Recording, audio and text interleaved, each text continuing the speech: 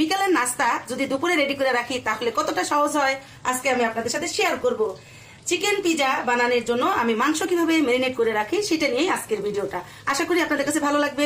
ভালো লাগলে অবশ্যই লাভ লাইক দিয়ে আমার পাশে থাকবেন। তো পিজার জন্য আমি এখানে 3 পিস মুরগির বেস্ট পিস নিয়েছি, হাড় ছাড়া। এটার সাথে নিয়েছি লবণ, মরিচের গুঁড়া, আদা রসুন বাটা, এটা হচ্ছে রসুন বাটা, এটা হচ্ছে আদা বাটা। রসুন একটু আগে বেটে রাখলে, অর্থাৎ কালকে রসুন যদি আজকে দেওয়া যায় সেটা কিন্তু একটু সবুজ হয়ে যায়, যেহেতু এটা বড় রসুনটা, সেই কারণে। হলুদ গুঁড়া নিয়েছি সামান্য একটু, নিয়েছি ধনে গুঁড়া, নিয়েছি গরম মশলার গুঁড়া, এটা হচ্ছে গরম মশলার গুঁড়া নিয়েছি ভাজা জিরার গুঁড়া, নিয়েছি সরিষার তেল।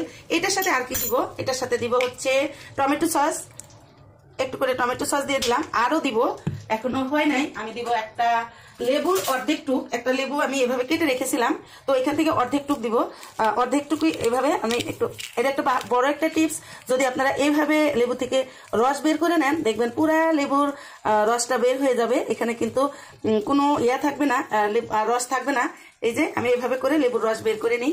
এটা কিন্তু খুবই সহজ, আর একটু লেবুর রস এটার সাথে লেগে থাকে না। এখানে একটু ইয়া পড়েছিল, মানে বোটাটা লেবুর ফেলে দিলাম। তো এবার হচ্ছে সবকিছু দিয়ে ভালো করে এটা মেখে নিব। যেহেতু বড় বড় পিস করা, তো একটু আস্তে আস্তে করে এটা মেখে নিতে হবে। আপনারা চাইলে চামচ দিয়ে করে নিতে পারবেন, বা আমার কাছে সবচেয়ে মনে হয় হাত দিয়ে করলে ভালো হয়। তো যেহেতু আমি এখন অন্য একটা কাজও করতেছি, অর্থাৎ রান্না করতেছি, সেই কারণে আমি হাতে নিলাম না, আমি চামচ দিয়ে এটা এভাবে মেখে নিব। তবে যখন আমি এই মাংসটা ভেজে নিব অবশ্যই আমি হাতে 2 সাইডে ভালো করে মশলাটা দিয়ে আমি একদম ঘষে ঘষে মেখে তারপরে আমি এটা ভেজে নিব। আর এখানে কিন্তু অবশ্যই সরিষার তেলটা দেওয়ার চেষ্টা করবেন। সরিষার তেলটা দিলে এটার ফ্লেভারটা খুবই ভালো আসে। আর এখানে কিন্তু বেশ বড় বড় সাইজের 3 পিস আমি মুরগির ব্রয়লার মুরগির বেস্ট পিস নিয়েছি। এইভাবে করে আমি হাড় ছাড়া শুধু মাংসটা নিয়েছি, আপনারা দেখে বুঝতে পারতেছেন। তো আপনারা এই রেসিপিটা, মানে অর্থাৎ পিজা বানাতে নিলে মাংসটা এইভাবে করে নেবেন। তবে চাইলে কিন্তু আপনারা এখানে এটা একটু মানে ছোট ছোট করে কেটেও দিতে পারেন। আমি কিন্তু ছোট করে কেটে দিই না, আমার কাছে মনে হয় এইভাবে দিলে এটা পরে যখন আমি পিজাতে দিব একটু কেটে দিব, দিয়ে উপরে চিলি ফ্লেক্স দিয়ে দিব। এতে কি হবে, হচ্ছে চিলি ফ্লেক্সের যে সুন্দর ফ্লেভারটা সেটাও পাওয়া যাবে। সেই জন্য আমি সবসময় পিজা বানানোর ক্ষেত্রে মাংসটা এভাবে ম্যারিনেট করে রাখি। মিনিমাম আধা ঘন্টা থেকে 1 ঘন্টাও রাখতে পারি। তো গরমের দিনে আমি ফ্রিজে রেখে দিই, শীতের দিনে এটা বাহিরেই রাখা যাবে। আর আমি এই বাটিতে কেন রাখলাম সেটা একটু বলে দিই।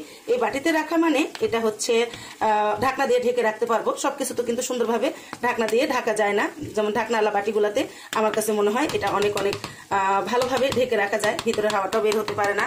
তো হয়ে গেল আমার ম্যারিনেট করা। এবার হচ্ছে আমি ঢাকনা দিয়ে এটা ঢেকে রাখবো। তো দেখলেন তো কত সহজে এই চিকেন পিজার এটা তৈরি করে নেওয়া যায়।